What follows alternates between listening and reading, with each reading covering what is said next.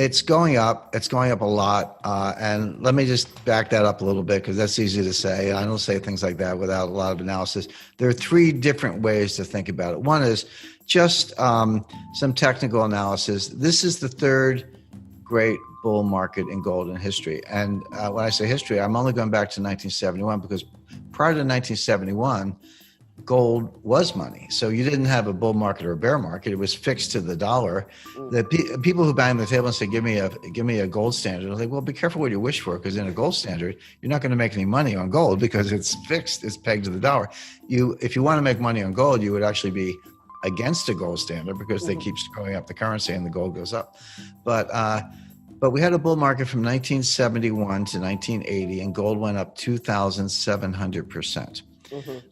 Then we had a bear market from 1980 to 1999, and gold went down from $800 to $250. So that's, do the math, that's 60 or 70%. Then we had the second great bull market from 1999 to 2011, and gold went up 670%. Then we had a bear market. It's so funny how these things go in cycles. From 2011 to 2015, but you can call the bottom. It was December 16th, 2015. Gold was $1,050 an ounce. I'm talking US dollars. That was the bottom. And I saw it at the time, and I called it at the time based on a conversation I had with Jim Rogers, who's the greatest commodities trader in history. And we were down in the Dominican Republic at Casa de Campo during the bear market. And I said, Jim, what do you think about gold? He goes, well, I own it. But I'm not buying more at the moment. I'm waiting. He said, I'm not selling it, but I'm not buying more. I'm waiting. And he said to me something that just hit me right between the eyes. He said, gold is going to the moon, but no commodity goes to the moon without a 50% retracement along the way. There comes a time when it drops 50%, and then there's like the second liftoff, and then it goes to the moon. Now, take the bottom in 1999, it was $250 an ounce. The top was $1,900 an ounce in August 2011. So that's $1,750. Half of that, so 50% retracement would be down $825. So 1,900 minus $825 puts you at 1,075. Well, bingo, 1,050. That's close enough for government work, as we say. So when I saw 1,050, I talked to Jim Rogers about this earlier. When I saw 1,050, I said, okay, there's your 50% retracement. Using 250 you have to have a base. Using 250 as your baseline, up to 1,900, take that gap, down 50%, boom, 1,075, we were 1,050. I said, that's the low. Now it's getting close to 1,900 again. I mean, actually on an intraday basis, I think it just kind of kissed the all-time high. It was like right there. So there's the full retracement of the bear market, but this bull market, the third great bull market, started December 2015. We are up almost 90%. You go from 1050 to 1900, that's about 90%, 86, 87%. But bear in mind, the last two bull markets, remember what I said, 2,700% and 670%. So 85% is great, but when you get into like 600, 700, 800%, or 2,000%, you're talking about $15,000 by 2025. So if we just did the average of the two prior bull markets, I'm not even talking about the higher of the two. Take the two bull markets, average the duration and the gain, and then apply it to December 2015. You get to the exact number is $15,000 by 2025, $15,000 an ounce by 2025. But people go, that's 4 years away. It's like 5 years away. I was like, yeah, but to get to from 2,000 to 15,000, you got to go 3,000, 4,000, 5,000, 6,000. You can make a ton of money. So that's where it's going. Now, could it go down tomorrow? Sure. I mean, the gold's volatile. I don't get too hung up on it because I'm kind of a buy and hold person. You know, I don't get too euphoric when it goes up, but I don't get depressed when it goes down. In fact, when it goes down, I like to see it go up for our listeners and our readers. But personally, I don't mind when it goes down because you can buy more at a cheaper price. Because I know it's going up. I know where it's going. So the answer is, and just a little, again, sixth grade math is usually sufficient. When you get to higher levels, a fixed dollar increase is a smaller percentage increase. So people go, oh, it went from 1800 to 1900, it went to 2000, 2100, and that's a big deal and good for all of us. But those $100 increments get to be more and more frequent and more common because they start looking like 1/2 of 1%. 1/2 of 1% is not a big deal in the market.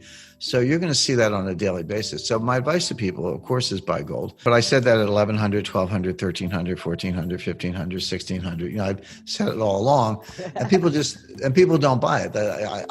People also accuse me. They say, "Well, Jim, you're just talking your position. You know, you're just trying to sell gold." I'm not a dealer. I don't make any money. If you buy gold, good for you. But I'm not in the business. I'm a writer. I'm an analyst, but I'm not a gold dealer. I'm actually one of the few analysts, apart from yourself and a few others, who are not gold dealers. But I think that gives you more credibility because you're not selling gold, you're understanding gold.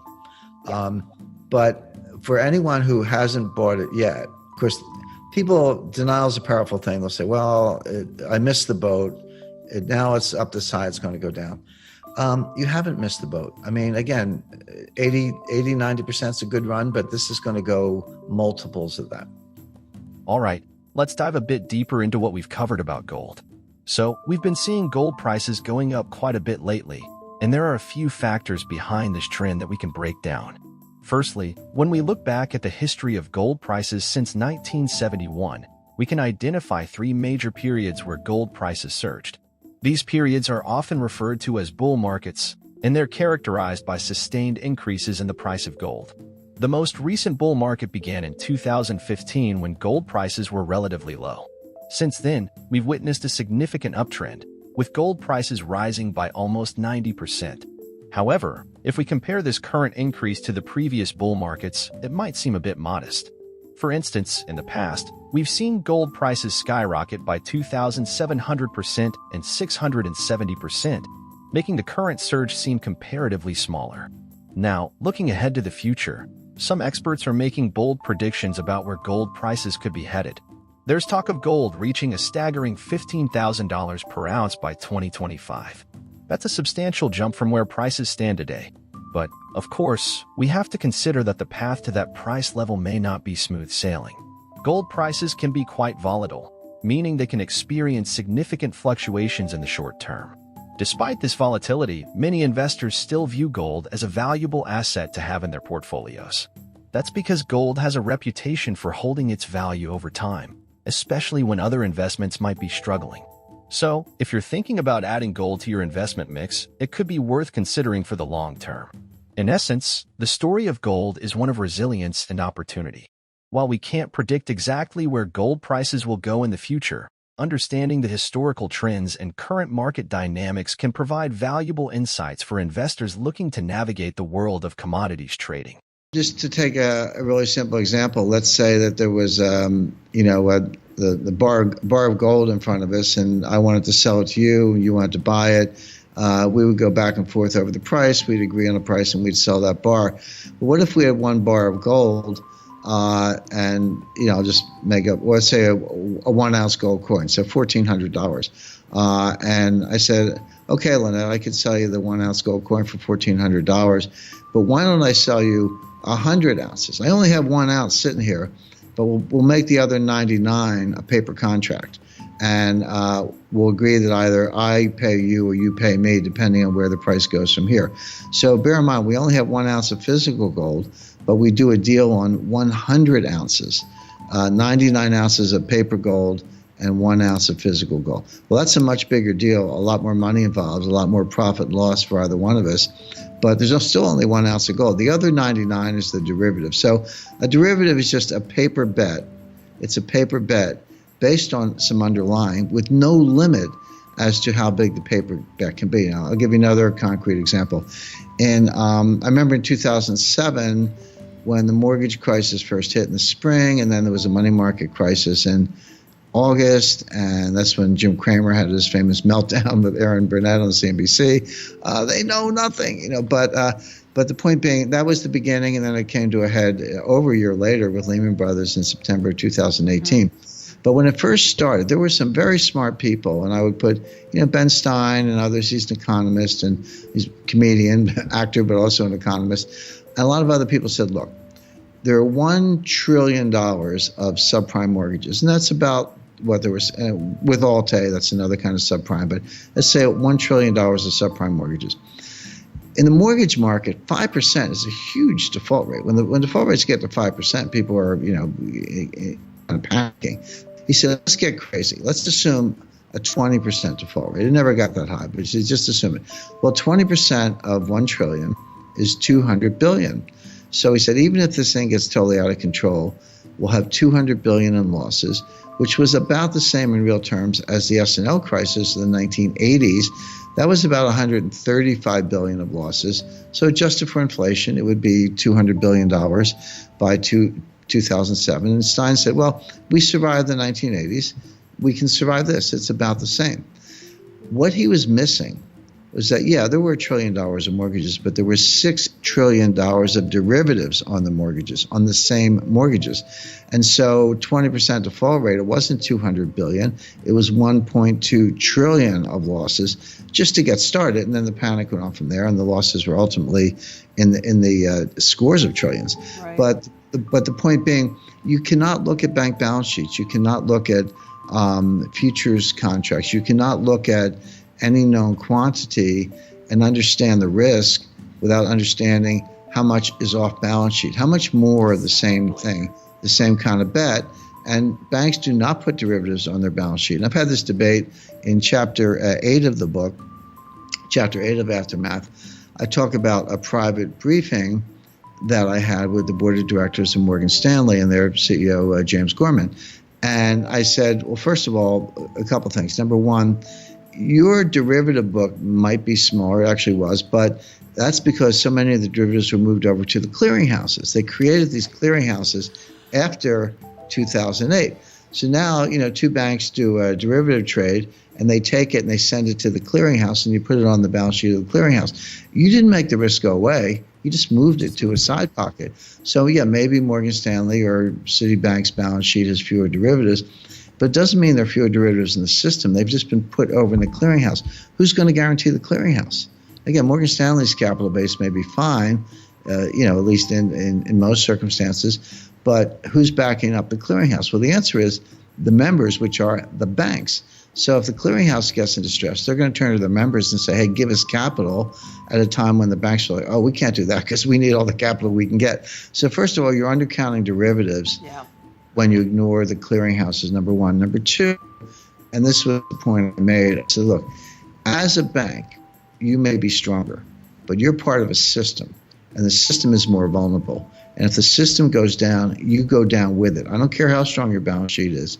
You're part of something bigger, and if that collapses, you collapse too. And I said, look, you're running a bank. You can't take responsibility for the whole world. That, in theory, is the responsibility of regulators and central bankers and others, but they don't know any more about risk than Wall Street does. I mean, everyone's ignoring the risks or not computing the risk properly. So I say, maybe your bank's more sound, but you're not counting the clearinghouse and you're ignoring systemic risk, which is bigger and more dangerous than ever. The warning signs are all over the place. You just have to understand them, incorporate them, connect the dots, and then see how it plays out. And it's not just one path, there are multiple paths, but they all sort of end up in the same place. And then I bring it full circle. I say, well, if this is coming, and it is, what are you waiting for? Why not get ready now? When I've had people say, I'll be half facetious, but it's kind of true.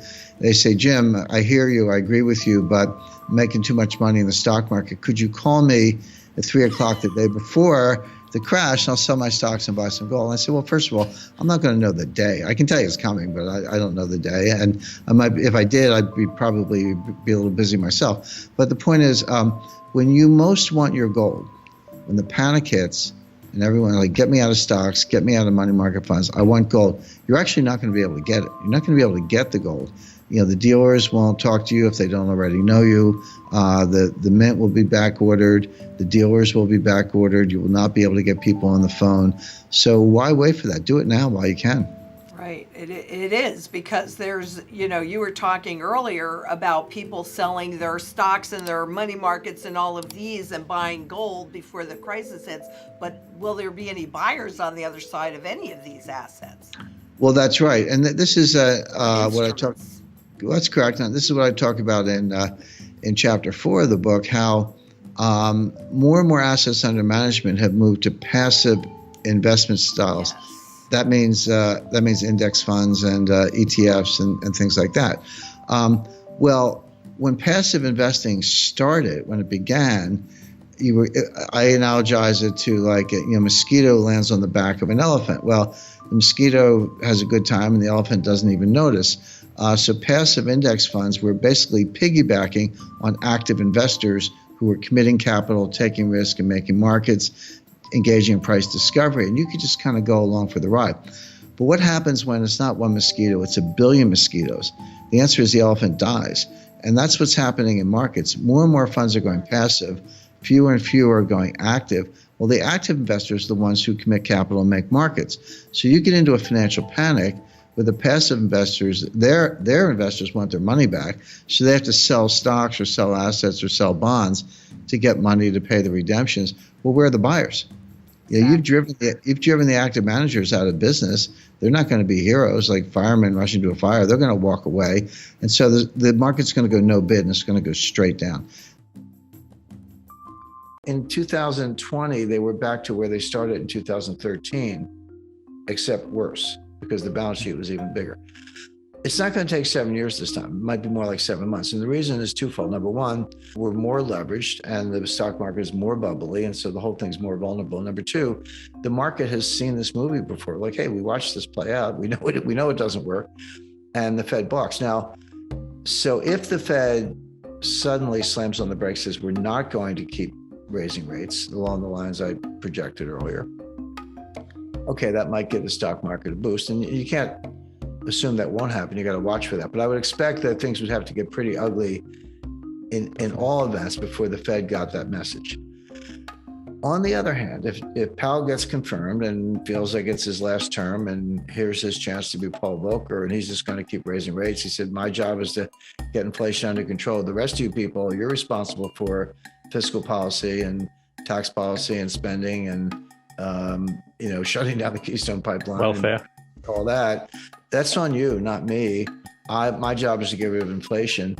If he does that, and he might, you're looking at a recession, kind of looks like the global financial crisis, and hope it doesn't. And there is a difference between extreme recession and financial crisis. They're two different things, but they can happen at the same time as did happen in 2008.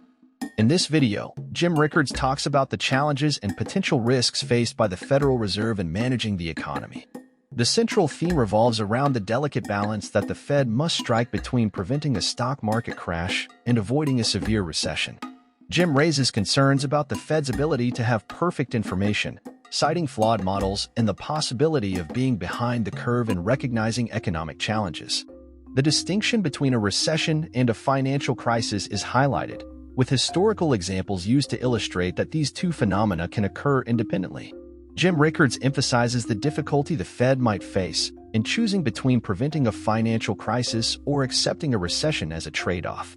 The reference to Paul Volcker's actions in the 1980s adds historical context, showcasing a deliberate choice to induce a severe recession for the purpose of combating inflation.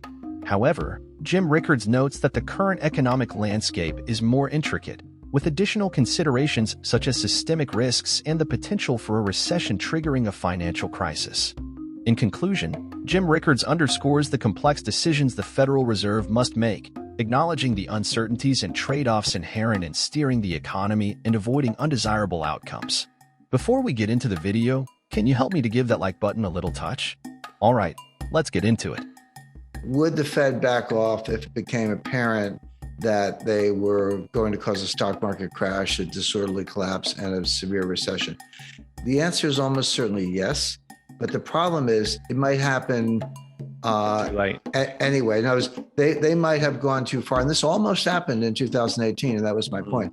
It was by the time they realize their mistake, it might already be too late. So that's one danger, which if they had perfect information, oh, gee, we went too far, gee, we couldn't pull this off, we need to back off. They might back off exactly as you described, but they don't have perfect information. They have flawed models. They tend not to look at history, and they could behind the curve. They could crash the car before they knew it was out of control. It's like slamming on the brakes on ice. You can slam on the brakes, but you're going to go for a long time before the car stops. So that's one problem. The second problem is you have to separate, as I said, recession, even severe recessions, from financial crises. In 1998, we had a financial crisis, but no recession. In 1994, we had a financial crisis, no recession. In 2020, we had a severe recession, no financial crisis. That was not a financial crisis. In 2001, we had the NASDAQ collapsed 80%, but there was only a very mild recession, and that was not a financial crisis.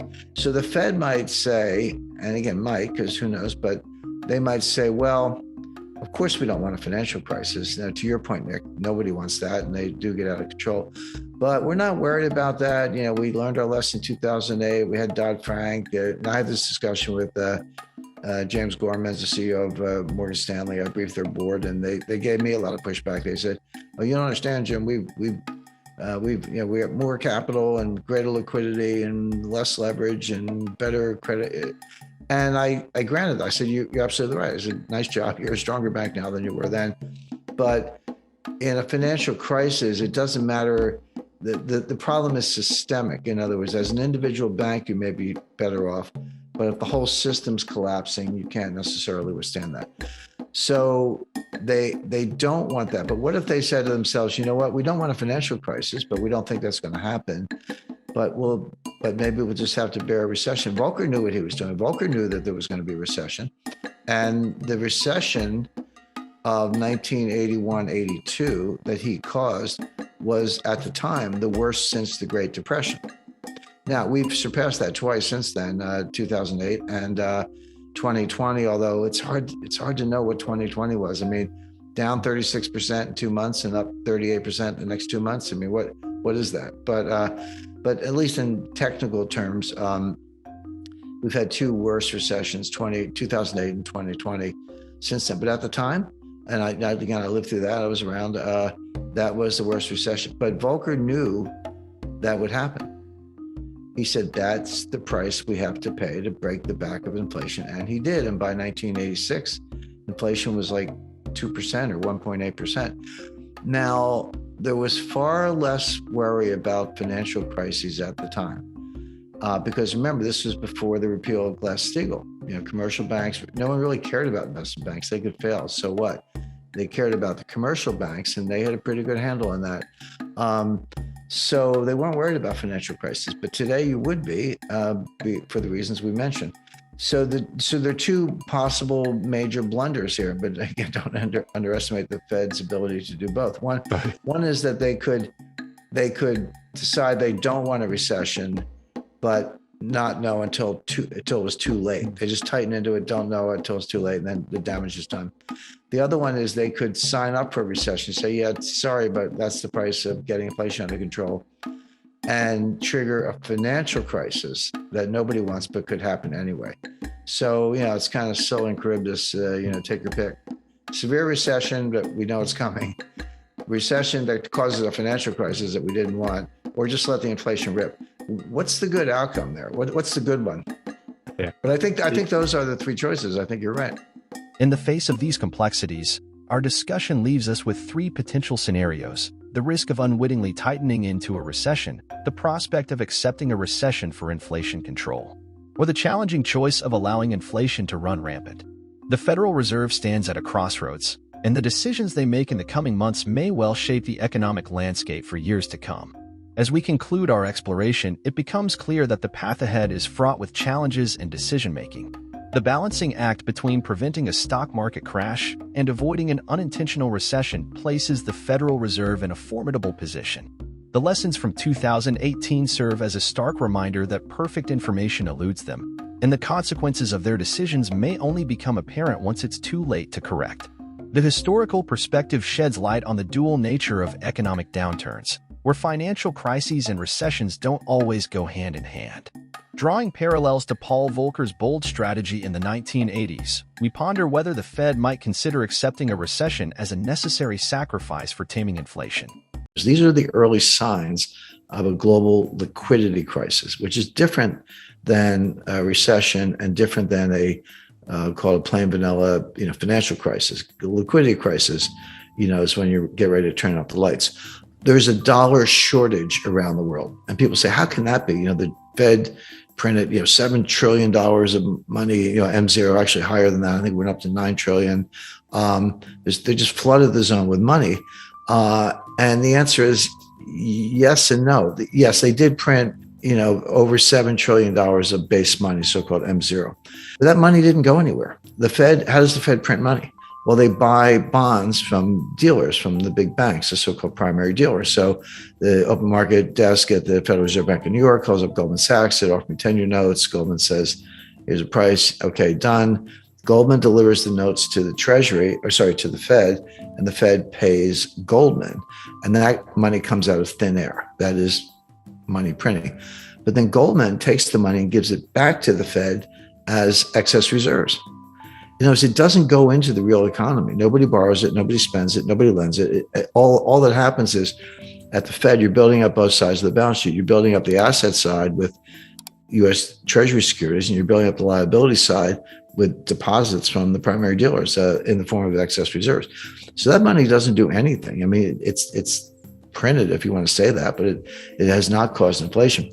The inflation comes from, as I discussed earlier, from the supply side. The price of oil, supply chain disruptions, wheat, food, gasoline, et cetera. The inflation is flooding in, and it's exacerbated by fiscal policy. Now, you have to, what I just described about the money printing, that's monetary policy. Okay.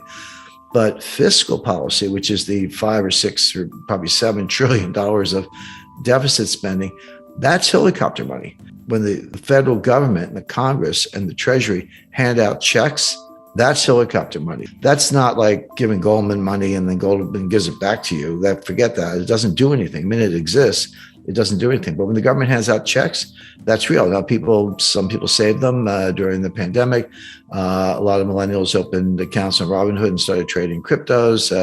They could, kiss that money goodbye. But more recently, that money has been spent, and that's when the inflation really took off. So that was driven not by monetary policy; it was driven by fiscal policy.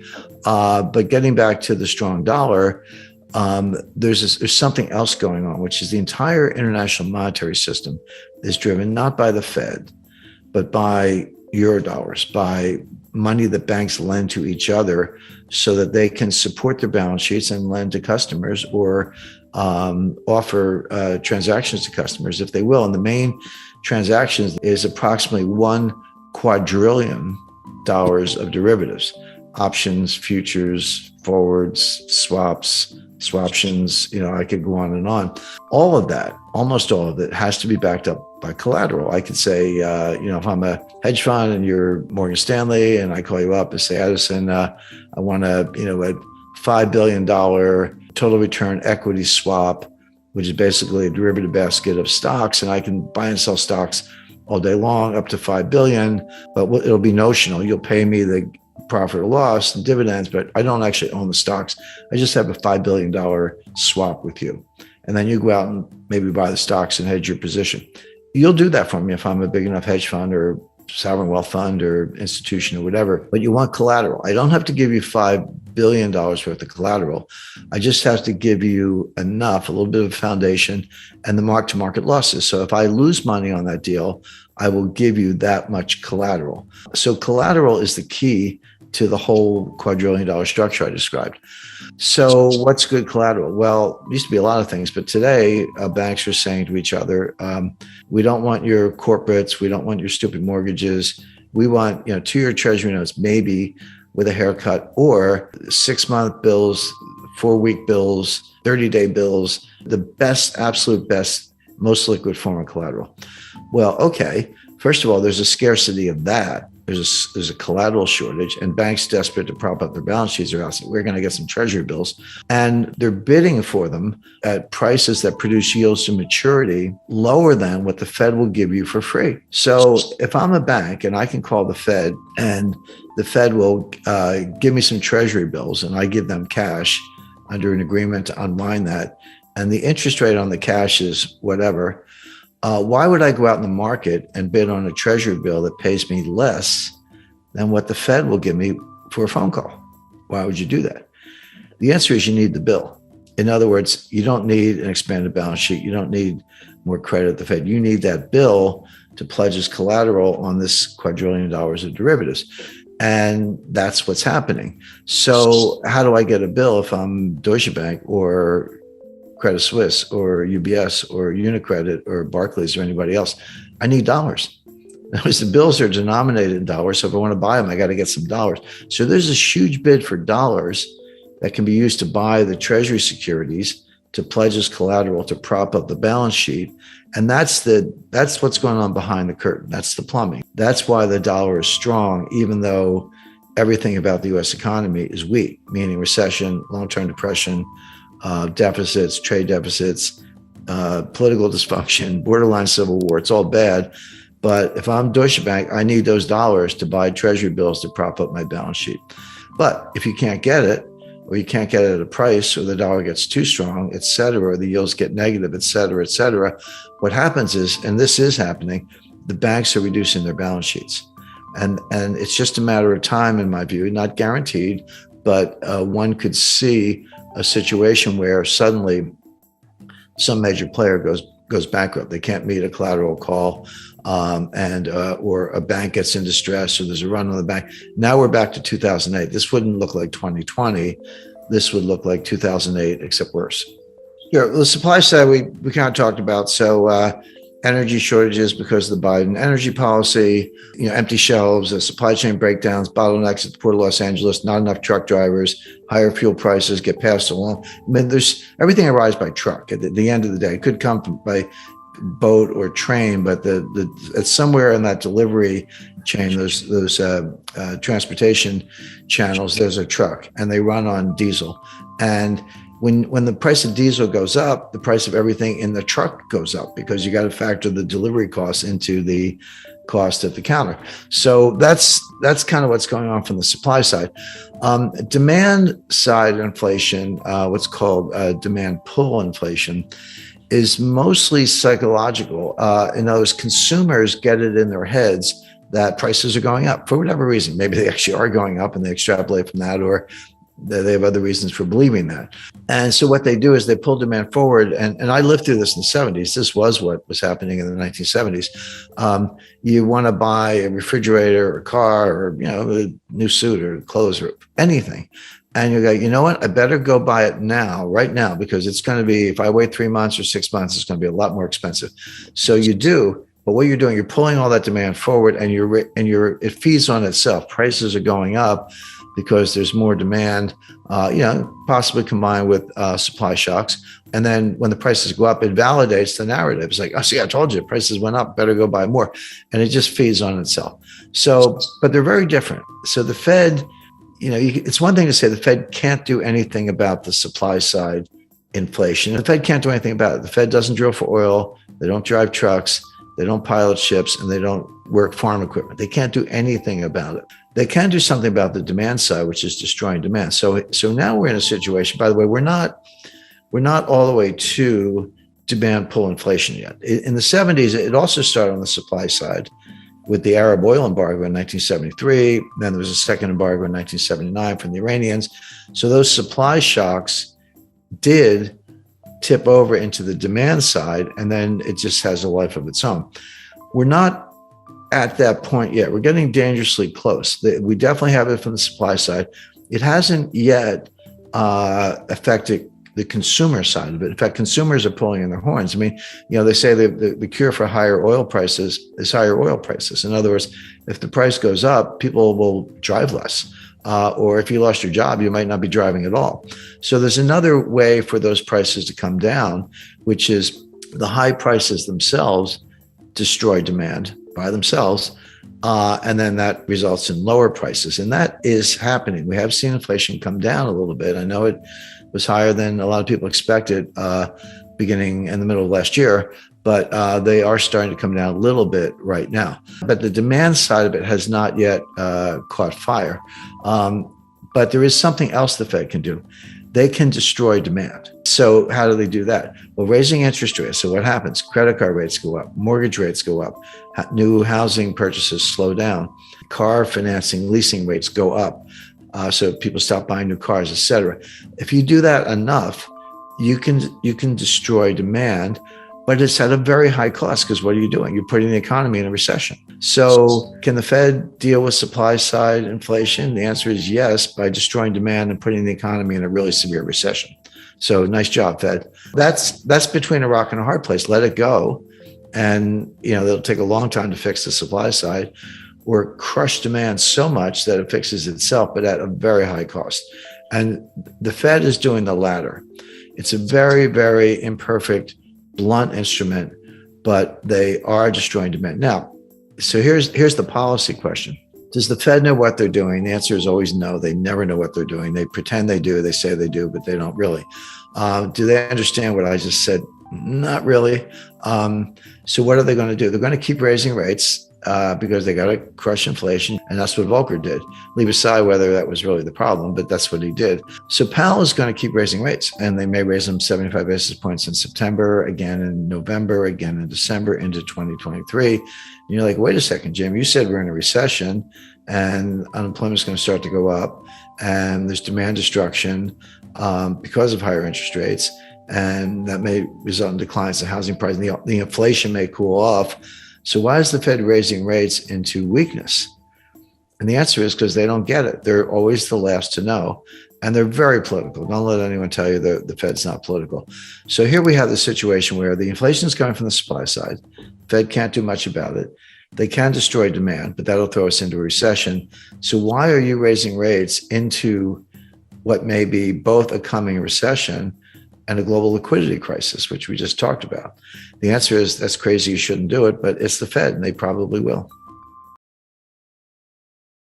There were $1 trillion of subprime mortgages. These are mortgages that, no documentation, don't have to prove your income, very non-credit worthy. But there was a bubble mentality, a frenzy, and everyone, hey, buy a house and borrow money, fix it up, sell it for twice as much, walk away rich, and everybody was doing it. Mortgage default rates rarely get above 5%. 5% is really high in the mortgage market.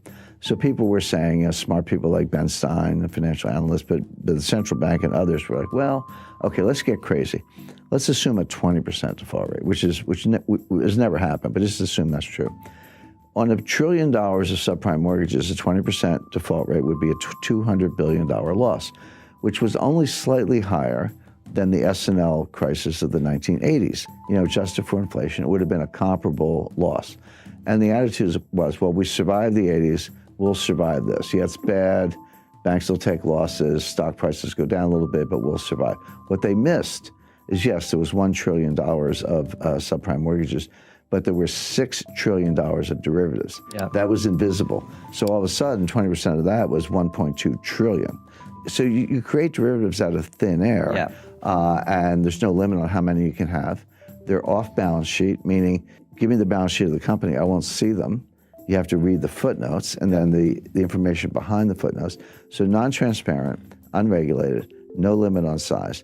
So the crisis was actually much worse than anyone realized. And then when it started to collapse, the contagion spread throughout the financial system. My point about 2008, it was because we did not learn the lessons of 1998, and we flew right into 2008. But once again, we have not learned the lessons of 2008, and we're going to fly right into the next storm. In 1998, Wall Street got together and bailed out a hedge fund. In 2008, the central banks got together and bailed out Wall Street. Who's going to bail out the central banks? In other words, the point is each crisis is bigger than the one before. The intervention gets elevated, larger dollar amounts. And are we now at the point where there's no one left to bail us out? And one of the questions I'm asked most frequently is, okay, Jim, I kind of follow your analysis on how risk works and how complexity theory and capital markets, how that works. But where's the crisis coming from? What's going to be the catalyst? It's actually a long list. Now, student loans, there are $1.6 trillion worth of student loans. So this will go, and kind of this gets to your point, Francis, how do capital markets and money markets and Fed policy kind of leach into debt and deficits? So when a lender, credit union, or anybody or university makes a loan to a student, and the Treasury guarantees that loan, which they do, it's off budget. Again, it's not strictly a derivative, but it is non-transparent. So then the student defaults, and the credit union, the lender, simply turns to the Treasury and said, here's your loan file, pay me. And the Treasury pays the lender because they've guaranteed the loan. Now it's on the Treasury. But until that point, that loss is not on the books of the United States government. That loss is not part of the deficit. But when the Treasury writes the check to make good on the guarantee, it does go into the deficit. So we think deficits are high now, but there's this $1 trillion tsunami of student loan losses that's going to pile on top of the structural deficits and make it even worse. So all these things are, I spend all my time analyzing these things. I see them all. I can describe them. I can see how they're going to converge into a worse crisis. But in the short run, people either ignore them or they just don't know anything about them. But why would Bernie Sanders even suggest that? By the way, he's not alone. I think the other candidates have, Elizabeth Warren and Joe Biden and Kamala Harris, one way or another, have suggested that they would do something similar, that we need student loan relief, and that ends up going onto the budget and onto the taxpayers. But there's a school of economics, and I talked about this in Chapter 5 of my book. It's called Modern Monetary Theory, MMT for short. Everyday viewers, everyday people to know anything about it, but more to the point, economists don't know anything about it. This is a new school of economics, if you want to think of it that way. So there is this modern monetary theory, but the leading scholar of modern monetary theory is a lady named Stephanie Kelton, who's a professor at the State University of New York.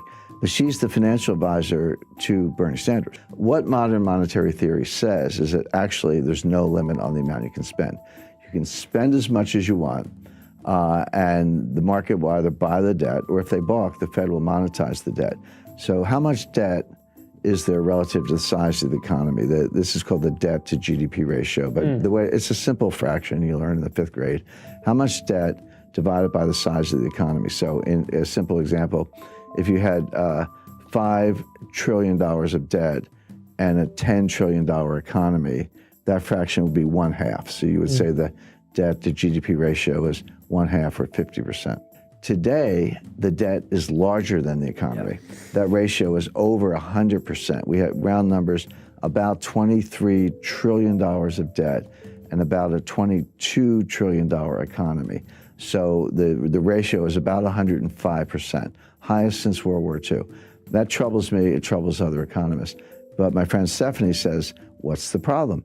You could take it to 150%, 200%, 250%. By the way, that's where Japan is. Japan's at 250%. Greece is 175% or so. Italy's 135%. They're all still standing. Go to the Ginza, it looks like Times Square. So you don't see visible signs of stress. And here's the irony. Ben Bernanke would absolutely not agree with this theory, and he said so publicly. But Professor Kelton says to Bernanke, you proved our point. You were the one who took the Fed's balance sheet and quadrupled it from $800 billion to $4.5 trillion or so.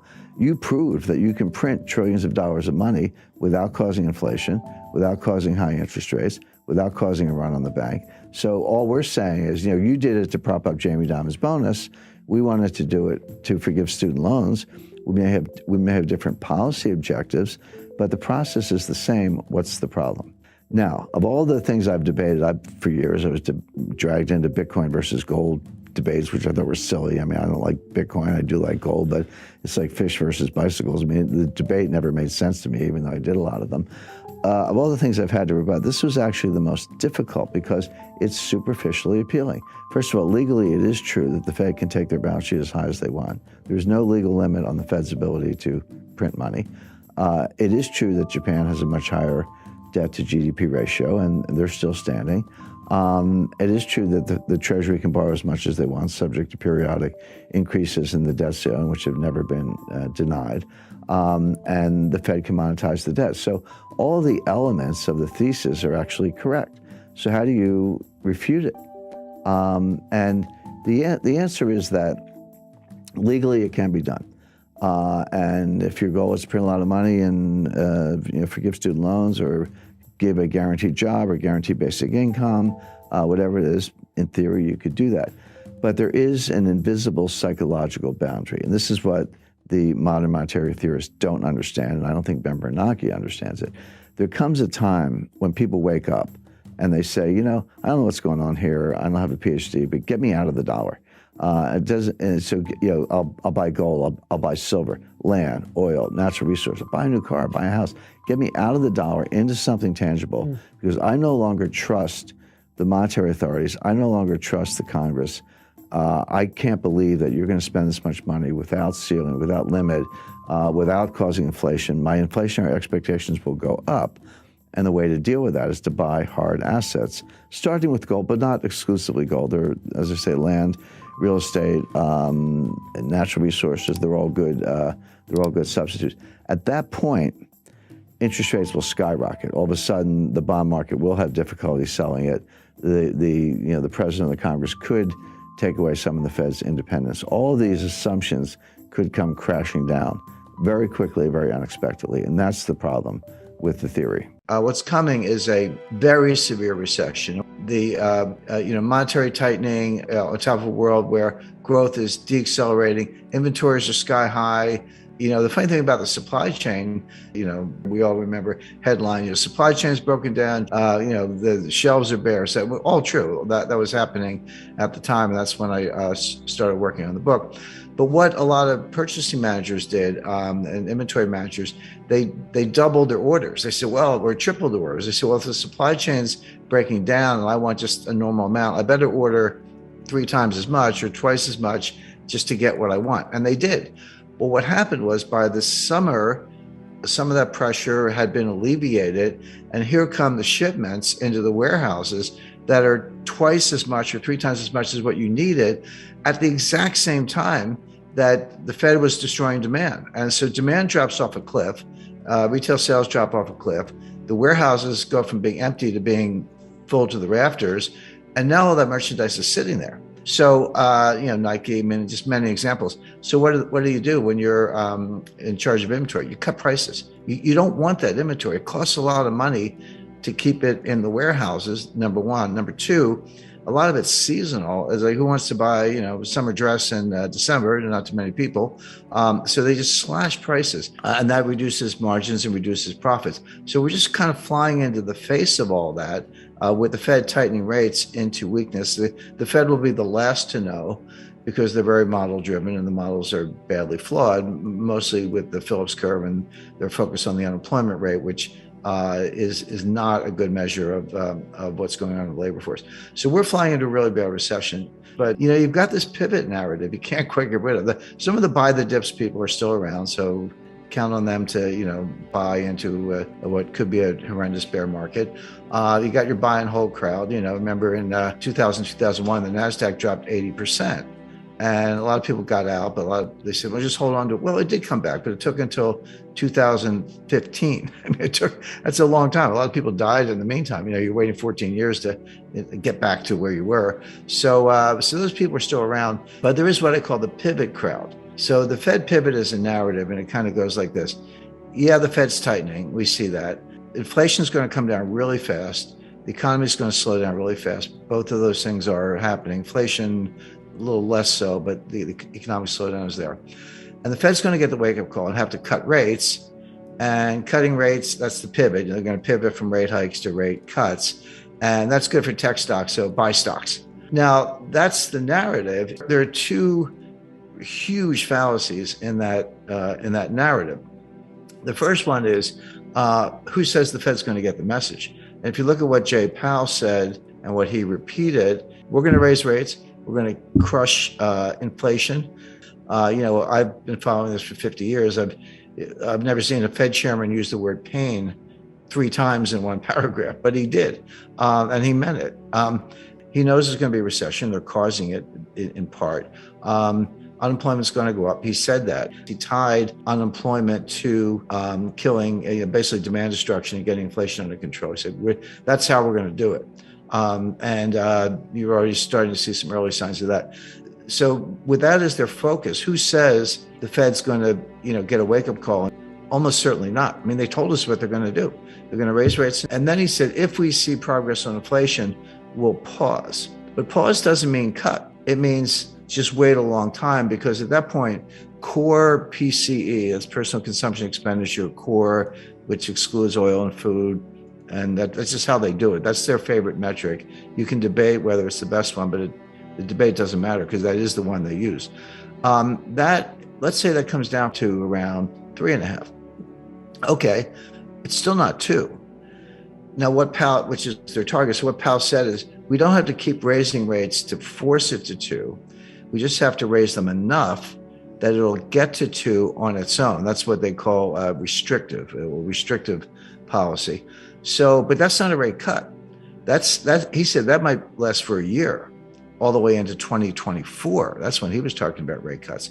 Now, again, this can change, but they've told us what they're going to do. I always say, forecasting the Fed's the easiest thing I do, because they actually tell you what you're going to do, what they're going to do. You just have to listen and believe them. Now, the hard part is understanding how badly they're going to destroy the economy and when they're going to get the wake-up call. That's the hard part of the analysis. But telling you what they're going to do is the easy part, because they kind of tell you. So the stock market notion that somehow they'll be cutting rates is just false. But the second fallacy is even bigger. Is tell me why it's a buy signal for stocks if the Fed is throwing the economy into such a bad recession that unemployment is going to go up significantly and growth is going to come down, and inflation is going to come down. Why is that a buy signal for stocks? Bear market rallies are really interesting. Some of the biggest rallies in history have been in the middle of bear markets, where you ended up losing everything, but for a couple of days or weeks even, it's the bottom's in, and you buy stocks, etc. So you have to watch out for that. So my expectation is the recession's coming. It's going to be really bad.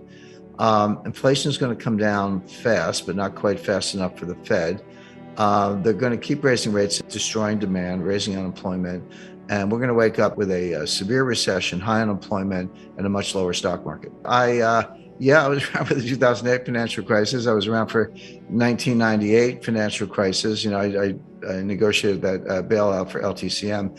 98 was interesting because it was an acute financial crisis that came very close, within hours, actually. And I was in the room with the Treasury and Italian finance ministry and 19 banks and a thundering herd of lawyers trying to save the world. But we came within hours of shutting every market in the world. There was a $4 billion all cash. You couldn't use the word due diligence because there wasn't time. It was just, hey, the Fed wants us to do this, so let's just do it. So that worked. But it was a very close call. They would have shut down Tokyo and then around the world, London and finally New York. And they would have opened days later. But that's how, with trillions of dollars of losses, it would have been worse than what actually happened in 2008. It didn't happen, but there was no economic recession at the time. That confuses a lot of people because, and particularly if you're using 2008 as a frame of reference. There are financial panics and financial crises and liquidity crises, and there are recessions, some of which are severe. But they're two different things. 98 was an acute financial crisis with no recession. 2000 was a mild recession, but there was no severe financial crisis. Now, NASDAQ collapsed, but there wasn't a lot of leverage in NASDAQ. There was no contagion there, but it didn't spread because no banks failed, no major brokerages failed, et cetera. So in 1990, a mild recession, but no financial panic. October 1987, interesting, stock market fell 22% in one day. Not a week or a month, but one day, down 22%. And that was a financial crisis, but there was no recession. So they're separate things. However, they can happen together. And 2008 was an example. There we had both. But I would encourage analysts to separate those two things. Again, they came together. It was horrific, but but they can happen separately. My point is, we may have a very bad recession, possibly worse than 2008. But 2008 is a model, and that may be what we're heading for, bearing in mind that these are two separate vectors. I'm going to spend $50 billion to create 51% of the mining capacity in the world, and I'm going to steal all the Bitcoin in the world and take down the Western financial system. First of all, there's no such thing as cryptocurrency. There are 1,000 cryptocurrencies. In other words, you cannot speak generically about cryptocurrencies. Jim Rickards hates cryptocurrencies. That's not true. I really, really dislike Bitcoin, and I'll tell you why. But there are cryptocurrencies out there that I think are very interesting and worth your consideration. I'm for it. I'm against it. Cryptocurrency means nothing. You have to talk about the specific currency. And I'm showing Bitcoin, Litecoin, Monero, and Ether. By the way, isn't it fascinating how the graphical representation of cryptocurrencies is always a gold or silver coin? Bitcoin's gold and Litecoin's silver, Monero is both, and Ether is gold. I mean, what are they trying to say? I think that psychologically what they're saying is, well, this is nothing, but if we pretend it's a gold coin, then someone will buy it. But I just find this a little bit of an aside. But no, it's the same thing is true with fiat currencies. You can't be like or dislike fiat currencies generically. Some people do because they just hate central banks. I understand that. But it's a big difference between a Venezuelan bolivar and a euro. Big difference between a Zimbabwe dollar and a U.S. dollar. So in other words, don't talk to me about cryptocurrencies. Tell me what specific one you want to talk about, and that's a more interesting conversation. I think that's really important because this field is so muddied. The conversation is so muddied. People not distinguishing between blockchain and currency, not distinguishing between different types of currencies, et cetera. I think we need to step back, take a deep breath, and be rigorous in our analysis and think about what we're actually talking about. There's no such thing as a blockchain. There are hundreds of blockchains. In other words, every currency, every token, every so-called smart contract, if you're using Ether, has a different blockchain. So there are at least hundreds, perhaps thousands of blockchains, new ones being created every day. So again, don't talk to me about blockchain. Tell me which specific blockchain you're talking about, because they're not all the same, and this is critical. The main difference, there are many differences in this blockchain technology, but the main difference is validation. Because remember, the whole idea of cryptocurrencies and blockchain and the original Bitcoin and what Satoshi Nakamoto came up with is that we're going to have a trustless system. We're not going to trust banks. We're not going to trust clearinghouses. We're not going to trust exchanges. We're not going to trust central banks. We're not going to trust anybody. We're going to have a decentralized system that a community can validate, and we don't have to rely on anybody in particular. That was the original idea. So the question is, what's your method of validation? And that's what distinguishes one blockchain from the other. So I've listed 4 of them here, but there are others. Proof of work, that's what blockchain uses. And you know what the work is? You got to factor these, 87-digit prime numbers into prime factors. It's a lot of computer crunching, completely clunky, completely inefficient, non-sustainable. I'll talk about that in a second. But that's Bitcoin. There's something else called proof of stake, meaning you actually, this is what Ether is based on. You demonstrate that you have a certain percentage of the processing power, so you step up based on your stake. There's proof of space. Space is storage space on a hard drive, so I get to vote on the blockchain. I get to vote on validating the blockchain because I've decided to devote a certain amount of my hard drive to that process. There's a new coin called Space Mint. And then there's the Byzantine Agreement, or Byzantine Agreement. There's a version of that called the Federated Byzantine Agreement, which I personally think is the best, much more robust to some of the problems we're talking about, and there are others. But the point is, don't talk about blockchain. Say, okay, what's your governance model? What's your validation model, et cetera? And then ask yourself, is that sustainable? Is that robust? Will that resist an attack? Are your cryptocurrencies going to be stolen? These are the questions you have to ask yourself, and there are no generic answers. So I cannot emphasize enough. Coin by coin. I hate to use the word coin, whatever, token by token, blockchain by blockchain. Be rigorous and ask yourself what's sustainable. Now, Bitcoin, Ripple, and Ether, and some of these other cryptocurrencies, not all of them, but the best known are going to fail. When I say fail, they're going to, Bitcoin might have a $200 value as a token for criminals. I think criminals and terrorists might find a use case at about $200 per Bitcoin, but they're basically not going to be anywhere near where they are today. Why do I say that? I don't want to make a claim without backing it up. The first point is they're non-scalable. Transaction times are slow. And then when you say that to Bitcoin people, they go, aha, the Lightning Network is right around the corner. Lightning's going to, we'll see. They said that about segregated witness. They said that about some of these other solutions. They don't seem to get community support. They keep forking the Bitcoin, meaning one day you wake up and there's 2 blockchains instead of 1, or whatever happened to that whole idea that we weren't going to have inflation and we weren't going to pull new cryptos out of thin air. But these solutions, you have to understand what the solution is. So what they're saying is, nobody has a solution for the inherent slowness, clunkiness, non-scalability of the original Bitcoin blockchain. There's no solution for that. So when you hear about solutions, what are they? Well, what they're saying is take a bunch of transactions offline. So everybody in the room could form a group, or let's say every coffee shop in Brooklyn, New York, every coffee shop in Vancouver could form a group. And all the people who want to buy coffee would join that group. And we would agree, so we're in our own little bubble over here, and we would agree that all of our Bitcoin transactions among each other don't go on the blockchain. They just get settled in this sort of separate cloud over here, and then we net them out.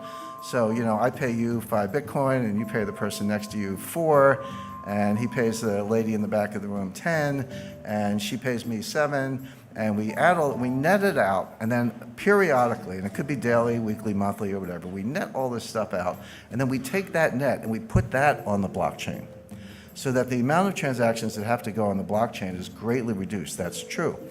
But what are we doing? We've created our own network. I got to trust the coffee shops. How do I know they're not going to steal my money? In other words, it's only a solution because you're completely negating the original idea. Well, sure, if you want to tear up the original idea and start over, that's fine, but don't tell me you're adhering to the idea of a decentralized trustless network, because you're not. All you've done is create another network. Somebody, I get trolled on Twitter all the time. People tell me I'm an idiot and I don't know technology and all that stuff. And then my more sour moods, I tell them I was coding before they were born. But as far as some of these things are concerned, somebody said, well, you don't understand payment channels, and I actually do. And I said, yeah, I understand payment channels. We had those in the 50s. They were called party lines, which is, you pick up the phone and someone's talking, you got to ask them to get off the phone so you could go. In other words, there was an AT&T network, at least in the United States, but other people could jump in on this little side thing. That's all it is. These are party lines. So that doesn't work. Non-sustainable. The energy usage to solve the problem and make the proof of work in Bitcoin is now greater than the annual energy output of Ireland. Imagine taking all the electricity used in Ireland in a year, and that's how much we have to use to crunch numbers. By the way, every applied mathematician will tell you that prime factoring is a trivial problem. It's like an uninteresting problem.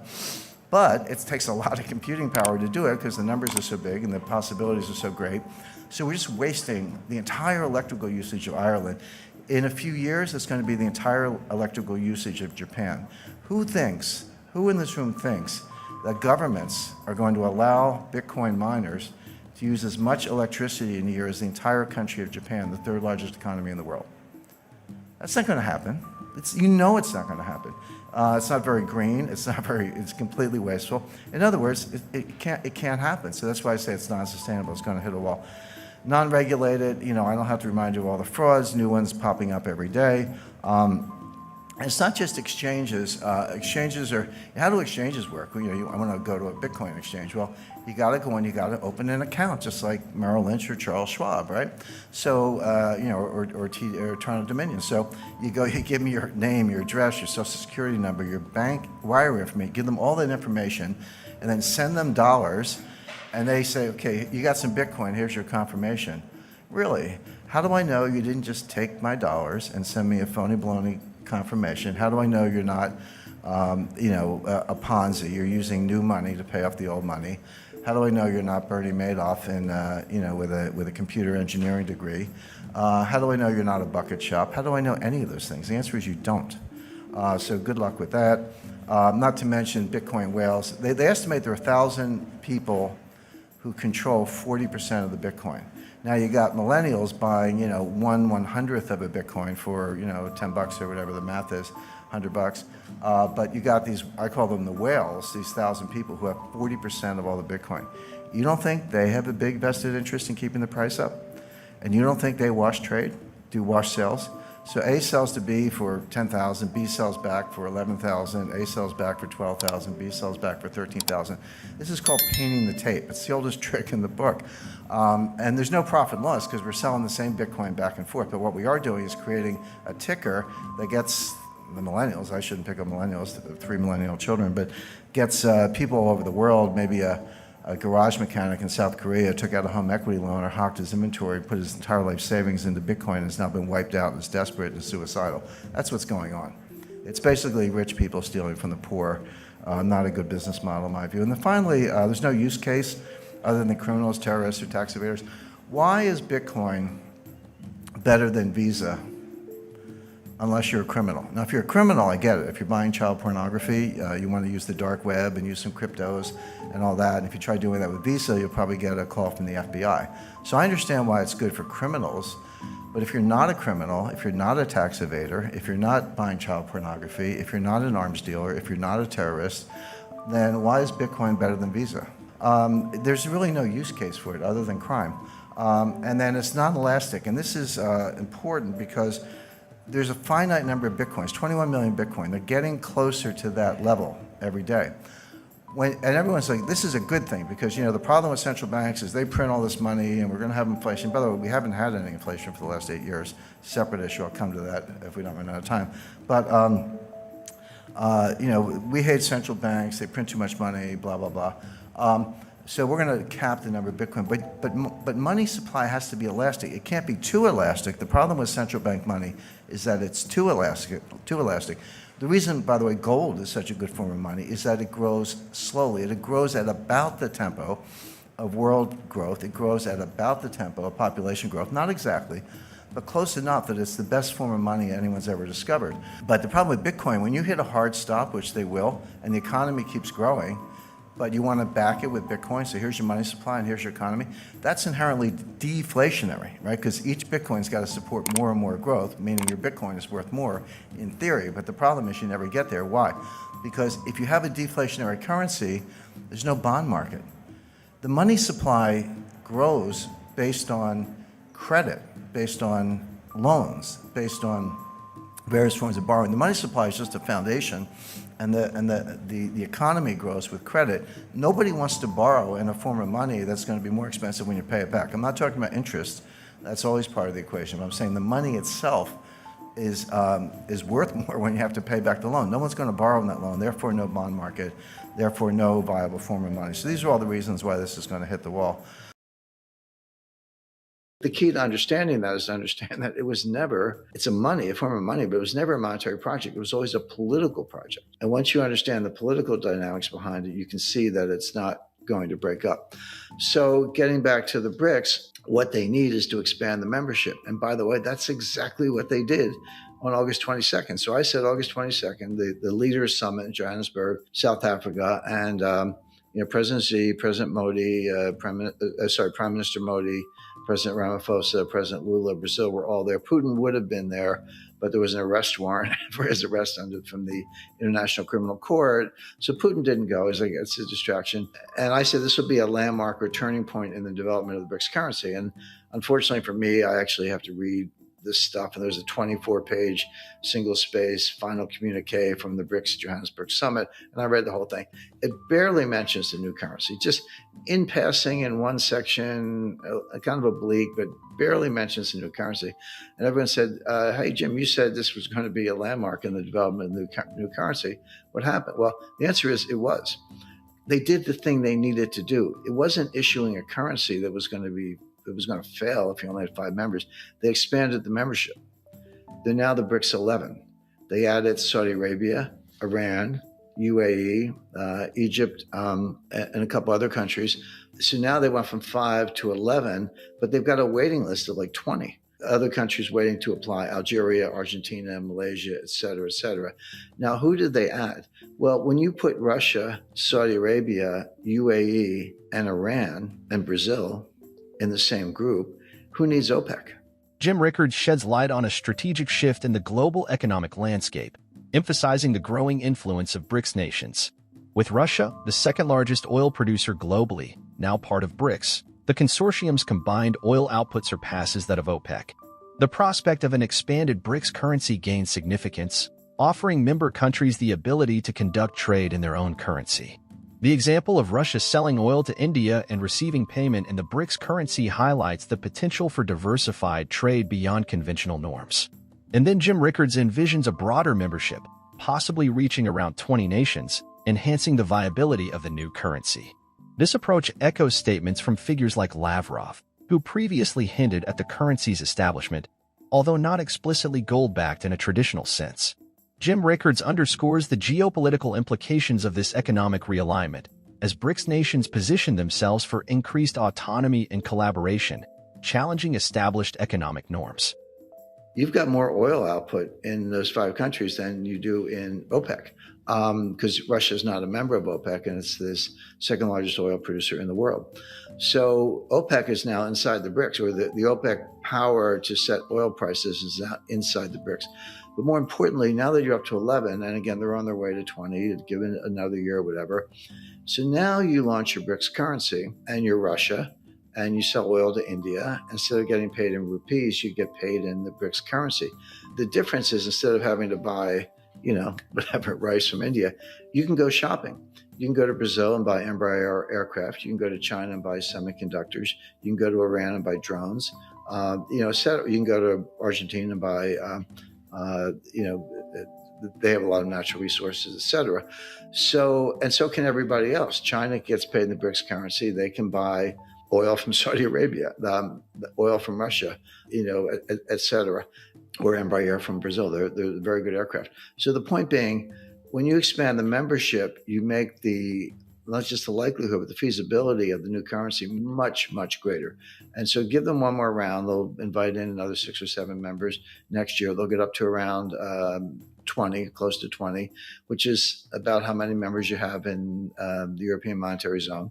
And then launch the currency to great success. So that's how it's playing out. The gold link, and this is what Lavrov said about 6 months ago, he never said it would be gold backed, in the sense that if you had some bricks, you could march down to the People's Bank of China, the Central Bank of Russia, and say, give me the gold. He never said that. And, again, Jim Rickards delves into the intricacies of a potential new global currency and its ties to gold, drawing inspiration from John Maynard Keynes's proposals in 1944. However, Jim emphasizes that while some critics may nitpick the distinction between being gold-backed and gold-linked, the crucial point is determining the value of the currency in relation to gold. Using the hypothetical term BRIC for the currency, the argument underscores the uniqueness of this system, where one unit equals a specific weight of gold. The key insight lies in the currency's fixed value in terms of gold, employing the transitive law. This approach essentially places the burden on the US dollar to reflect the fluctuations in the global gold market. The genius, as pointed out, is that the issuing nations, BRICS, can navigate this new monetary landscape without direct involvement in gold transactions. The prospect of a currency's value being pegged to gold adds an intriguing layer to global economic dynamics, with potential long-term consequences for the US dollar. Again, I don't want to mention names, but, the usual suspects get all spun up over this, and they're on all these programs. He never said that. What he said was that it was not gold backed, but gold linked. And what he meant by that, and he was specific. He said, because you have to ask yourself, what's the value of a brick? One brick. I call it a brick. I don't know what they're going to call it. Maybe the Banquet in honor of John Maynard Keynes. By the way, everything I'm talking about is what Keynes proposed at Bretton Woods in 1944. It was all shut down by the United States, by Harry Dexter White, who was a Stalinist agent. But this is basically the return of is the ghost of John Maynard Keynes, because what the Russians are doing is exactly what Keynes wanted to do. He wanted a world currency, not a US dollar. But what Lavrov said is that, okay, we're going to define the value of one, I'll call it a brick, one brick is going to equal a weight of gold. And you didn't say what the weight is. I say 1 brick equals 1 ounce. That's just for illustration purposes. It doesn't matter. You can call it a bank, or you can say it's a kilo. It doesn't matter. All of a sudden, you have a currency that is the value of which is determined not by reference to another currency, but by reference to gold. Now, you say, well, okay, but what does that mean out in the real world? Well, there's a dollar market in gold. The global market in gold is dollar denominated. You can buy in other currencies, in a store or something like that, but it's pretty much a dollar market.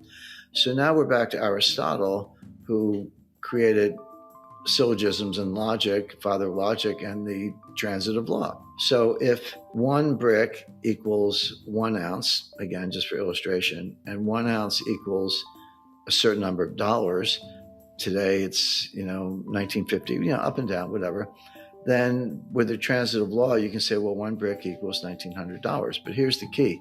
It's not a fixed exchange rate.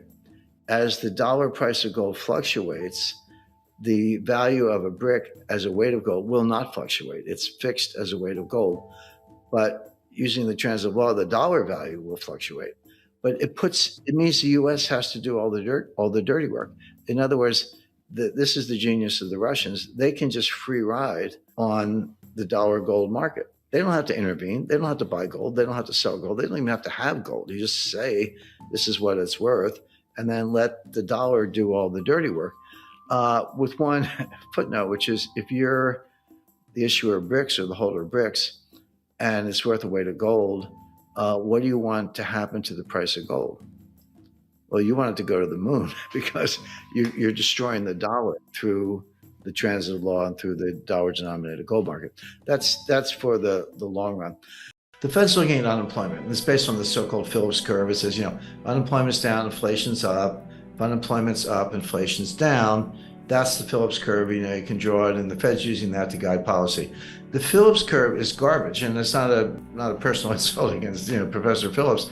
It's the case that there's no empirical support for it. I could give you examples going back to the 1930s of low unemployment, low inflation, which we had in the early 60s. 1930s, we had high unemployment, low inflation, even deflation. Late 1970s, what did we have? High unemployment and high inflation. That was called stagflation. So I can give you examples. If you think of it as a quad chart, unemployment, inflation, fill in the blanks.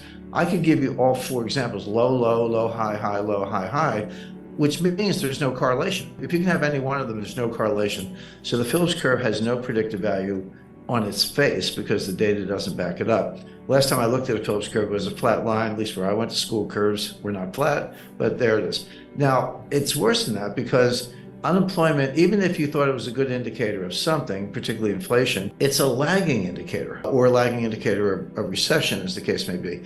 So let's say you're an employer, a business person. I mean, you're an entrepreneur. I start businesses. When you're in a tough spot, when revenues are down and things are slowing down, margins are getting compressed and all that, the last thing you want to do is fire people because it took a while to find them, hire them, train them. You don't want to let them go. You do everything else. Like you turn down the lights, you call your landlord, negotiate a cheaper rent, slow pay your creditors, drive a hard bargain on something. You do everything else to maintain your margins. And then only when all else fails do you start firing people. So first of all, it's a lagging indicator. You're already in the recession before you get around to firing people, number one. Number two, because you held on so long, you tend to do it en masse. It's not like I'm going to fire one person a month for the next year. It's like I'm going to hang on to all of them and then maybe, sadly, fire them all at once because I have no other choice. So A, it's a lagging indicator. B, it can turn on a dime from very low unemployment to very high unemployment within a matter of months. And if that's what the Fed's relying on, which they are, they say so. It's not a guess. They say that's what we're watching. 2 things. Number one, you're not going to see the recession coming. It's a lagging indicator, and it can go from kind of good to bad almost overnight. So the Fed's, driving this way, looking out the back window, and they're probably going to wreck the economy. But there are a lot of other signs to say, okay, Jim, unemployment's not a good measure, and it isn't. But how do you know what are the good metrics? They tend to be a little technical.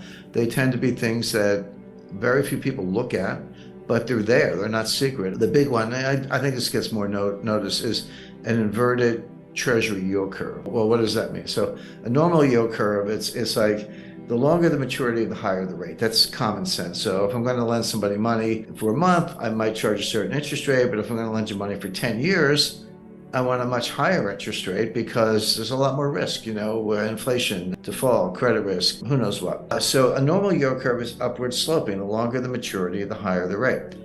Okay, right now, yield curves are inverted, which means they're downward sloping, which means the longer the maturity, the lower the rate. Why would you take a lower rate on a 10-year treasury note than you would on an overnight loan, that's where we are today, by the way. So in other words, this is the big money. This is the institutional money. This is people who know more than central bankers in many cases, betting that interest rates are going to come down a lot. Because if they weren't, that inverted yield curve would make no sense. And so they're betting that the economy is going into a severe recession.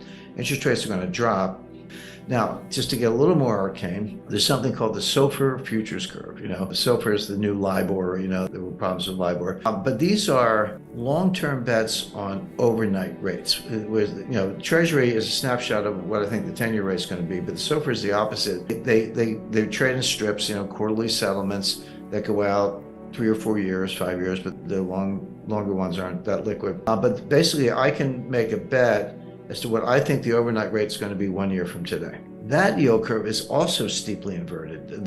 And again, this is the real, who trades SOFR futures? Well, the institutions and central banks and the big money, in other words. And it's in the data. It's not a guessing. You can look at it. It's publicly available. And it says rates are going to drop steeply in the months and year ahead.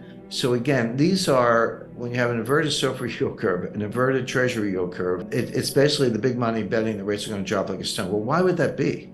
Well, there are only two reasons. One, a severe recession and a steep drop in inflation. And those two things do go together. One more example, again, I don't want to get too in the weeds, but there's something, the Fed has an overnight reverse repo facility. And what does that mean? So the Fed says, hey, give me your cash and I'll give you a treasury bill as collateral, and then we'll unwind it at some point in the future. It's called a reverse repo. So I can call up the Fed, have them send me treasury bills as collateral, give them cash, and they'll pay me interest on that. It's a phone call. I don't have to do anything fancy. Okay, but the Treasury also sells treasury bills at auction, and I can bid on them, and people do. And the yield to maturity on those is lower than the Fed will give you for a phone call. So why would you bid in an auction, take the market risk, and get a yield that's lower than the one you can get for a phone call? Well, the answer is that the treasury bill that they send me when I do the treasury facility, I cannot rehypothecate it, meaning I have to hold it, give it back to the Fed when they want it, but I can't give it to you or anybody else. Whereas if I bid at auction, I can take that bill, I can pledge it to UBS, UBS can pledge it to Deutsche Bank can pledge it to Barclays, and they do. But the reason I bid more aggressively for that and take a lower yield, I'm fighting for a lower yield instead of the higher yield I can get for free, is because I need the collateral. That's a sign that there's a collateral shortage, that banks are reducing their balance sheets, they're unwinding derivatives, et cetera. So sorry to be a little technical, but the point is when you look at two inverted yield curves and an auction rate that's lower than what you can get for a phone call, they all say the same thing. Rates are going down, the economy is going to crash, and there's collateral scarcity, and banks are tightening up their balance sheets. So they're all bad signs. It reminds me of another indicator, just quickly. Swap rates we have negative swap rates. What does that mean? Well, what is the swap? So I buy a 10-year treasury note and I finance it in the overnight market. So what's happening to me? I'm getting the yield on the 10-year treasury note and I'm paying an overnight yield. So receiving fixed, paying floating. Well, sometime in the 80s, in my experience, at some point somebody said, hey, why don't we get rid of the bond? Like, just pay fixed and receive floating. Who needs the bond? The bond's a piece of collateral, but we can have a contract. So that's a swap, a simple form of swap. So I do a swap with Deutsche Bank, and Deutsche Bank says, okay, Jim, I'll pay you the 10-year rate. You pay me the overnight rate. It's exactly the same as if you had the note and we're financing it in the repo market. It's just receive fixed, pay floating. That's a swap. But if you think of the credit risk, at least with the 10-year treasury note, I got the United States government behind me. If I'm doing a swap with, UBS, I got bank risk. I've got some credit risk in the bank. Credit Suisse just failed.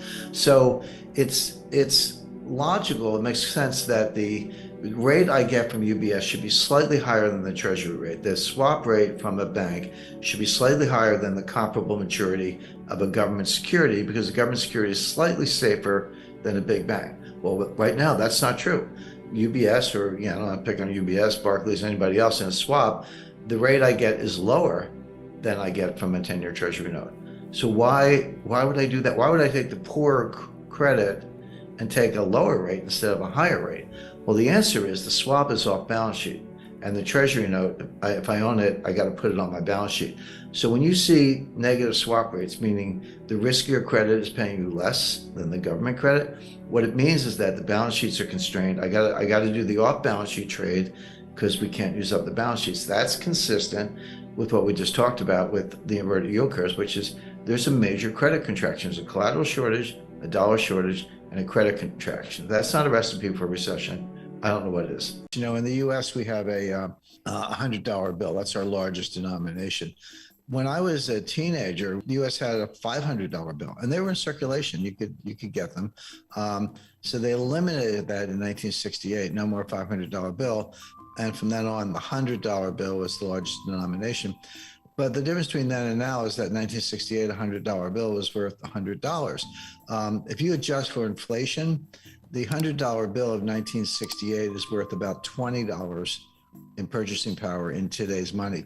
So we're already at a point where our largest denomination is worth $20 of purchasing power, at least compared to the 60s, $100 nominally, but it's greatly shrunk.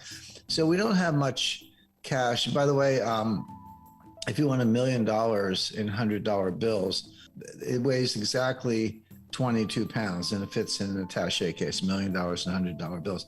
People look at me funny. They go, Jim, how come you know that? Well, first of all, I do know that, but it's really just a math problem, because one bill, whether it's a 1 or 100, but I'm using hundreds because the biggest, weighs a gram. So it's basically 10 grams or 10 kilograms, 10 kilos, or 22.2 pounds. The point being, we're very far down the road to getting into cash anyway, but you can still do it. You can get your 22 pounds and have your $1 million in cash. So why are they so driven to eliminate cash? What's that got to do with central bank digital currency? Well, now we get into the purpose of the central bank digital currency. And the metaphor I've used is that if you want to slaughter pigs, you have to get all the pigs into a cattle chute and run them into the slaughterhouse, and then slaughter them. You can't just let them, run around. You got to herd them up and get them into a cattle chute, or cows for that matter. And so if they want to slaughter savers and investors, they have to get you into a digital slaughterhouse. And that's what digital money is all about. If you can't have cash and you can only have the central bank digital currency, then everyone's got to have a digital account. And once they've got you in the system, of course, they know who you are because it's all digital, and they keep the ledger. Back to the ledger. What can they do? Well, they can impose negative interest rates. So you have $100,000 at 1% interest. You go away for a year, you come back, you should have $101,000. But with a negative interest rate of 1%, you go away, come back in a year, and you'd have $99,000. Well, cash is an easy way around that. At least you can bury it in your backyard, but at least you'd have the $100,000 in my example a year later. But with a digital account, they can actually take it out of your account. Number one. Number two, they can put a timestamp or an expiration date on your money and say, okay, here's your money.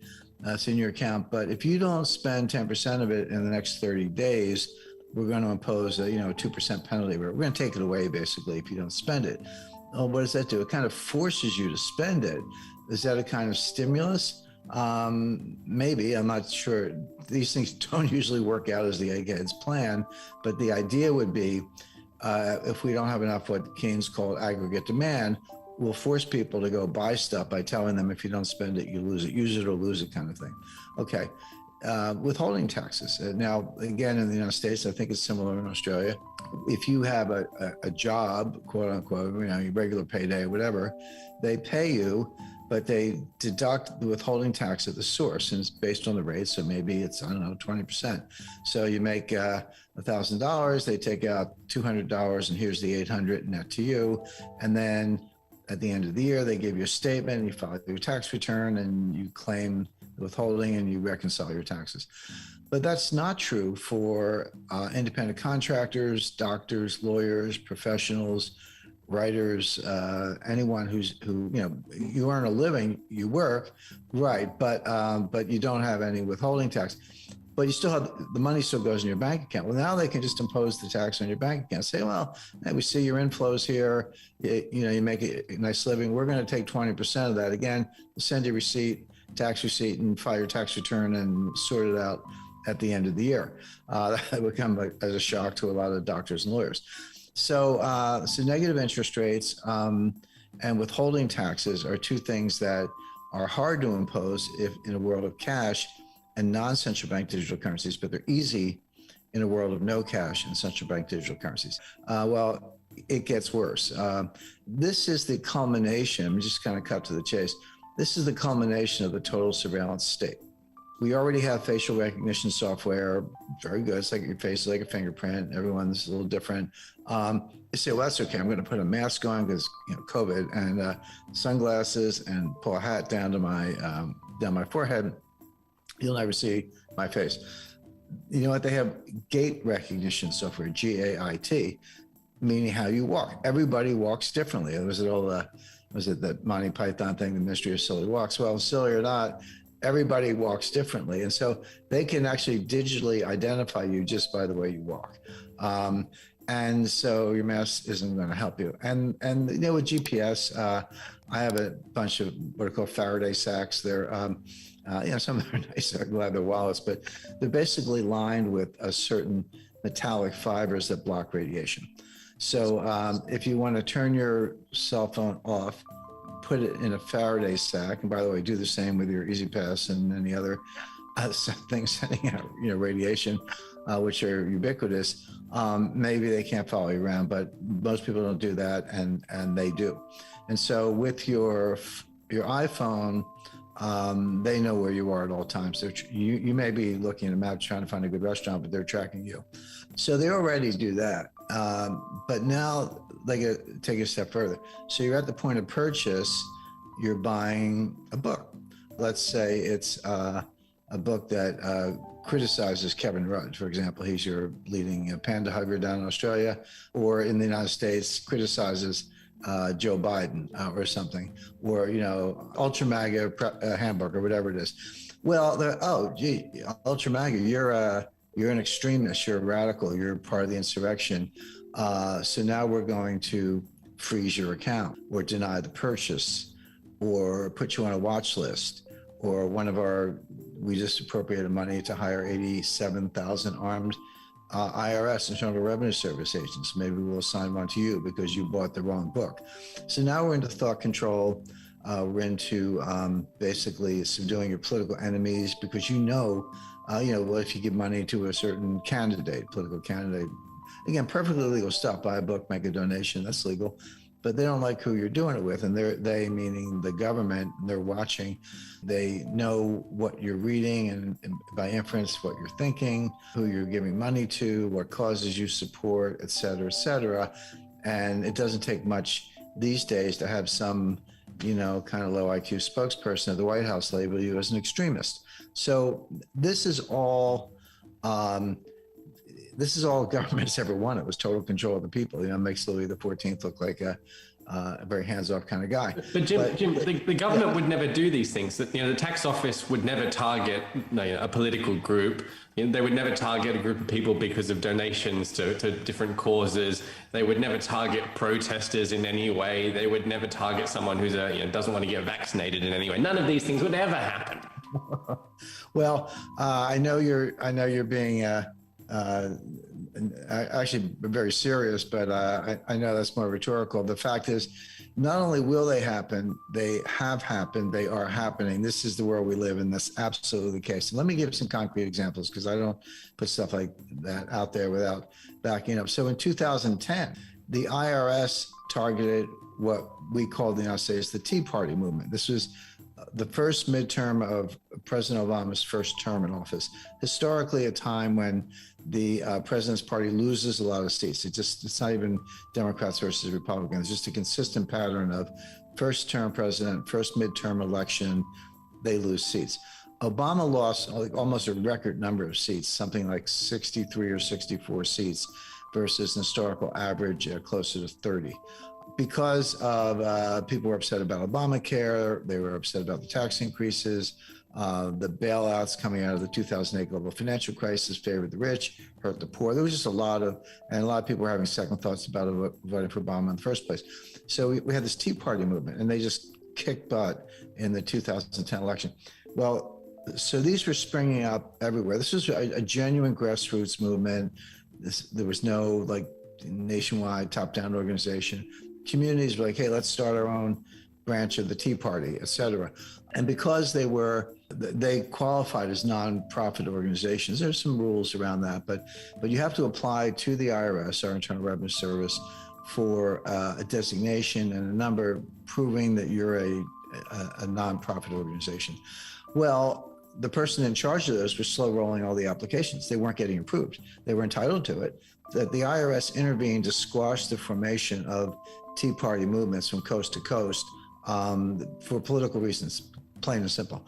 Well, that was 12 years ago, and there was no central bank digital currency. Imagine how much more powerful that kind of corruption is today. There were $1 trillion of subprime mortgages. These are mortgages that, no documentation, don't have to prove your income, very non-credit worthy. But there was a bubble mentality, a frenzy, and everyone, hey, buy a house and borrow money, fix it up, sell it for twice as much, walk away rich, and everybody was doing it. Mortgage default rates rarely get above 5%. 5% is really high in the mortgage market.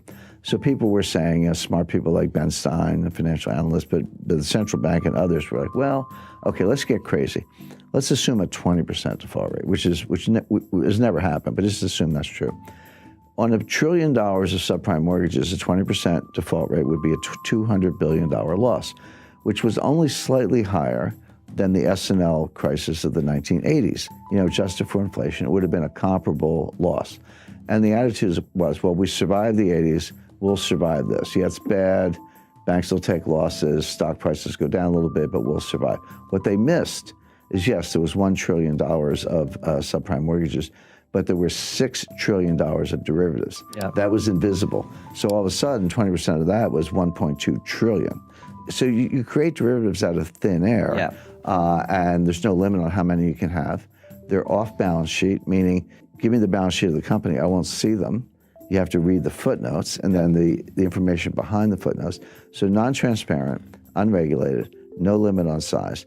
So the crisis was actually much worse than anyone realized. And then when it started to collapse, the contagion spread throughout the financial system. My point about 2008, it was because we did not learn the lessons of 1998, and we flew right into 2008. But once again, we have not learned the lessons of 2008, and we're going to fly right into the next storm. In 1998, Wall Street got together and bailed out a hedge fund. In 2008, the central banks got together and bailed out Wall Street. Who's going to bail out the central banks? In other words, the point is each crisis is bigger than the one before. The intervention gets elevated, larger dollar amounts. And are we now at the point where there's no one left to bail us out? And one of the questions I'm asked most frequently is, okay, Jim, I kind of follow your analysis on how risk works and how complexity theory and capital markets, how that works. But where's the crisis coming from? What's going to be the catalyst? It's actually a long list. Now, student loans, there are $1.6 trillion worth of student loans. So this will go, and kind of this gets to your point, Francis, how do capital markets and money markets and Fed policy kind of leach into debt and deficits? So when a lender, credit union, or anybody or university makes a loan to a student and the Treasury guarantees that loan, which they do, it's off budget. Again, it's not strictly a derivative, but it is non-transparent. So then the student defaults, and the credit union, the lender, simply turns to the Treasury and said, here's your loan file, pay me. And the Treasury pays the lender because they've guaranteed the loan. Now it's on the Treasury. But until that point, that loss is not on the books of the United States government. That loss is not part of the deficit. But when the Treasury writes the check to make good on the guarantee, it does go into the deficit. So we think deficits are high now, but there's this $1 trillion tsunami of student loan losses that's going to pile on top of the structural deficits and make it even worse. So all these things are, I spend all my time analyzing these things. I see them all. I can describe them. I can see how they're going to converge into a worse crisis. But in the short run, people either ignore them or they just don't know anything about them. But why would Bernie Sanders even suggest that? And by the way, he's not alone. I think the other candidates of, Elizabeth Warren and Joe Biden and Kamala Harris, one way or another, have suggested that they would do something similar, that we need student loan relief, and that ends up going onto the budget and onto the taxpayers. But there's a school of economics, and I talk about this in chapter 5 of my book. It's called Modern Monetary Theory, MMT for short. Everyday viewers, everyday people to know anything about it, but more to the point, economists don't know anything about it. This is a new school of economics, if you want to think of it that way. So there is this modern monetary theory, but the leading scholar of modern monetary theory is a lady named Stephanie Kelton, who's a professor at the State University of New York. But she's the financial advisor to Bernie Sanders. What modern monetary theory says is that actually there's no limit on the amount you can spend. You can spend as much as you want, and the market will either buy the debt, or if they balk, the Fed will monetize the debt. So how much debt is there relative to the size of the economy? This is called the debt to GDP ratio, but the way it's a simple fraction you learn in the 5th grade. How much debt divided by the size of the economy? So in a simple example, if you had $5 trillion of debt and a $10 trillion economy, that fraction would be 1/2. So you would say the debt to GDP ratio is 1/2 or 50%. Today, the debt is larger than the economy. Yep. That ratio is over 100%. We have round numbers, about $23 trillion of debt and about a $22 trillion economy. So the ratio is about 105%, highest since World War II. That troubles me, it troubles other economists. But my friend Stephanie says, what's the problem? You could take it to 150%, 200%, 250%. By the way, that's where Japan is. Japan's at 250%. Greece is 175% or so. Italy's 135%. They're all still standing. Go to the Ginza, it looks like Times Square. So you don't see visible signs of stress. And here's the irony. Ben Bernanke would absolutely not agree with this theory, and he said so publicly. But Professor Kelton says to Bernanke, you proved our point. You were the one who took the Fed's balance sheet and quadrupled it from 800 billion to 4.5 trillion or so. You proved that you can print trillions of dollars of money without causing inflation, without causing high interest rates, without causing a run on the bank. So all we're saying is, you did it to prop up Jamie Dimon's bonus. We wanted to do it to forgive student loans. We may have different policy objectives, but the process is the same. What's the problem? Now, of all the things I've debated, for years, I was dragged into Bitcoin versus gold debates, which I thought were silly. I mean, I don't like Bitcoin, I do like gold, but it's like fish versus bicycles. I mean, the debate never made sense to me, even though I did a lot of them. Of all the things I've had to rebut, this was actually the most difficult because it's superficially appealing. First of all, legally, it is true that the Fed can take their balance sheet as high as they want. There's no legal limit on the Fed's ability to print money. It is true that Japan has a much higher debt to GDP ratio, and they're still standing. It is true that the Treasury can borrow as much as they want, subject to periodic increases in the debt ceiling, which have never been denied. And the Fed can monetize the debt. So all the elements of the thesis are actually correct. So how do you refute it? And the answer is that legally it can be done. And if your goal is to print a lot of money and forgive student loans or give a guaranteed job or guaranteed basic income, whatever it is, in theory you could do that. But there is an invisible psychological boundary, and this is what the modern monetary theorists don't understand, and I don't think Ben Bernanke understands it. There comes a time when people wake up and they say, I don't know what's going on here. I don't have a PhD, but get me out of the dollar. It doesn't. And so I'll buy gold. I'll buy silver, land, oil, natural resources. I'll buy a new car. I'll buy a house. Get me out of the dollar into something tangible, because I no longer trust the monetary authorities. I no longer trust the Congress. I can't believe that you're going to spend this much money without ceiling, without limit, without causing inflation. My inflationary expectations will go up. And the way to deal with that is to buy hard assets, starting with gold, but not exclusively gold. There are, as I say, land, real estate, natural resources. They're all good. They're all good substitutes.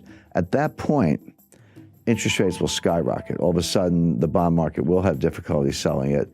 The president of the Congress could take away some of the Fed's independence. All of these assumptions could come crashing down very quickly, very unexpectedly, and that's the problem with the theory.